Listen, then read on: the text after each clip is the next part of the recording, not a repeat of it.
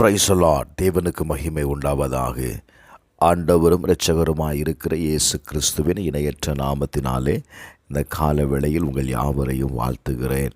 இந்த நாளுக்கான தேவனுடைய வார்த்தை சங்கீதம் 1 அதிகாரம் 3 அவன் நீர்க்கால்களின் ஓரமாய் நடப்பட்டு தன் காலத்தில் தன் கனியை தந்து இலை உதிராதிருக்கிற மரத்தை போல் இருப்பான்.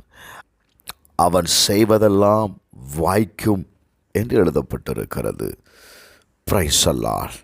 யார் செய்கிறதை கர்த்தர் வாய்க்க பண்ணுவார் தெரியுமா? கர்த்தருடைய வேதத்தில் பிரியமாய் இருக்கிறவன், அவருடைய வார்த்தையில் பிரியமாய் இருக்கிறவன், அவருடைய வார்த்தையை தியானிப்பவன் அவன் வழிகளை வாய்க்க பண்ணுகிறான். வேதத்தை கவனித்து பார்க்கும் பொழுது யோசுவாவின் புஸ்தகம் 1 அதிகாரத்தில் 7 வாசிக்கும் போது, மோசே உனக்கு கற்பித்த நியாயப்பிரமாணத்தின்படி செய்வதற்கு நீ கவனமாயிரு.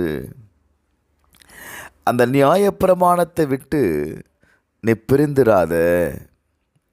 வேதம் சொல்லுகிறது, இரவும் பகலும் அதை தியானித்து கொண்டு இரு, அப்பொழுது உன் வழியை வாய்க்க பண்ணுவாய். அல்லேலூயா.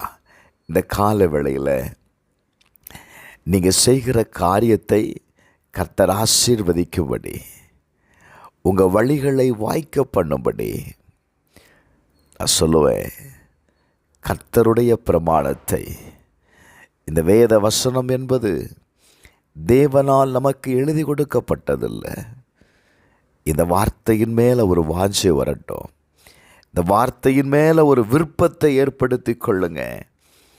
இந்த வார்த்தை உங்கள் வாழ்க்கையில் ஒரு பெரிய காரியத்தை செய்யுங்க. வேதத்தை நீங்கள் கவனித்து பார்த்தீங்க அப்படின்னா,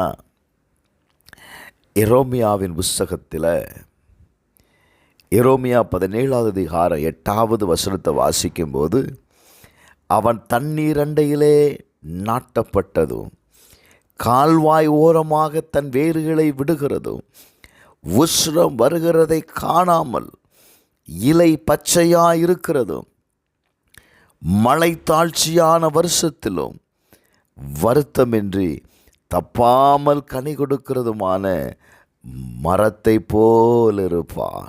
அல்லேலூயா. இந்த வார்த்தையின் மேலே நாட்டப்பட்டவன் கனி கொடுக்கிறவனாயிருப்பான். அது எப்படி இருக்குமான்னு தெரியுமா? அது மாதந்தோறும் அவனுக்கு புதிய கனிகளை கொடுத்து கொண்டே இருக்கும். எசேக்கியேல் 47:12 வாசிக்கும்போது, ஒவ்வொரு மாதமும் புது கனிகளை கொடுத்து கொண்டே இருக்கும். Praise the Lord. காரணம், அவைகளுக்கு பரிசுத்த ஸ்தலத்திலிருந்து தண்ணீர் பாய்க்கப்படுகிறது. எனக்கு அன்பானவர்களே, இந்த கால வேளையில் நாம் கனி கொடுக்க வேண்டும் என்று தேவன் விரும்புகிறார். நீங்கள் செய்கிற காரியத்தில் இன்னைக்கு ஒரு ஆசீர்வாதத்தை பார்க்க போகிறீங்க.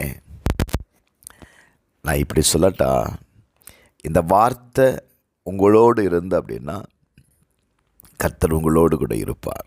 இப்படி சொல்லுவேன். இந்த வார்த்தை உங்களுக்குள்ளே இருக்கும் அப்படின்னா, இந்த வார்த்தையை நீங்கள் தியானிப்பீங்கன்னா, நீங்கள் செய்வது எல்லாவற்றையும் கர்த்தர் வாய்க்க பண்ணுவார். தாழ்மையாக சொல்லுகிறேன், ஒவ்வொரு நாலு காலையிலையும் ஒரு அதிகாரத்தை வாசித்து அதை தியானித்து கடந்து போங்க.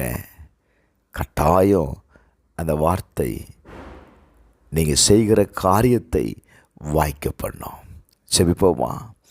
பரலோக பிதாவே, இயேசுவின் நாமத்தில் செபிக்கிறப்பா, இந்த கால வேளையில் இந்த வார்த்தையை கேட்கிற ஒவ்வொருவருக்காக நான் ஜெபிக்கிறேன். அவன் செய்வதெல்லாம் வாய்க்கும். யோசேப்பு எதையெல்லாம் செய்தானோ அதையெல்லாம் கர்த்தர் வாய்க்க பண்ணினீர்.